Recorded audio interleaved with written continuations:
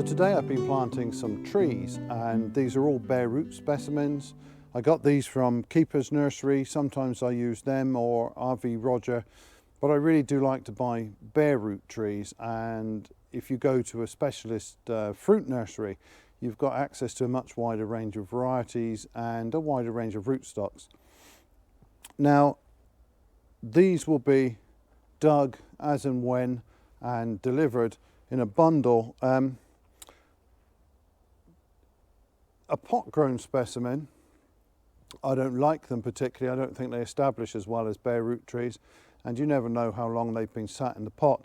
But they are slightly more convenient in that you can leave them until you're ready to plant, and that's quite advantageous.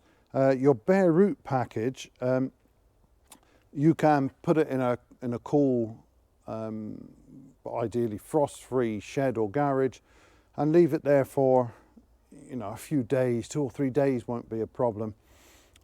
Maybe a little longer than that. But if your planting site is not ready yet and you need to keep them for longer, then you need to do something about that. I'm going to put these in one of our veg beds. I'll be growing carrots in it later, but by the time I want to sow some carrots, these trees will have been long planted. Now, this is generally referred to as healing in, and you can do it in various ways. You can dig out a trench and lay the plants down and fill back. You can plant them in a bundle, which is what I'm going to do today, or you can plant them individually, just as you would if you were planting for real. The only thing you want to keep an eye on is the existing soil mark down near the roots, and you don't want to put them in the ground below that soil mark. I've got some really good looking trees here. This is early transparent gauge, Mirabelle de Nancy. I've got a Morello cherry, Coe's golden drop, that's a dessert plum, and Montmorency, that is another sour cherry, but a different type from the Morello. Those are all going to be fan trained around the fences, the new fence in our kitchen garden. Now, I'm not ready to plant them yet because I need to get some trellising up behind them, which is where we're going to tie these into.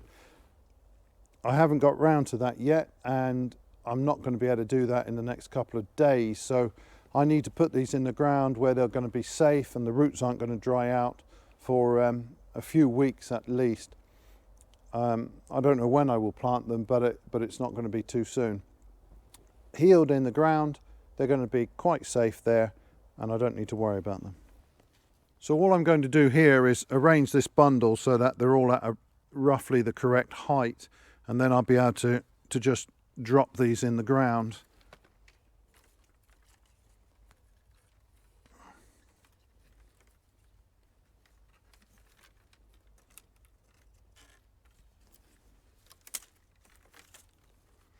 I'm going to put a couple of ties around them to keep the bundle together.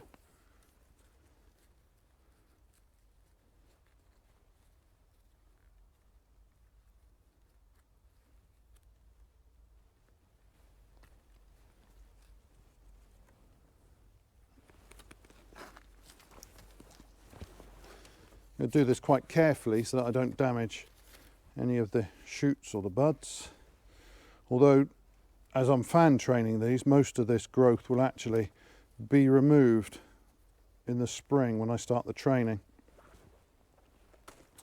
So now I need to take out a reasonable sized hole to accommodate that mass of roots there.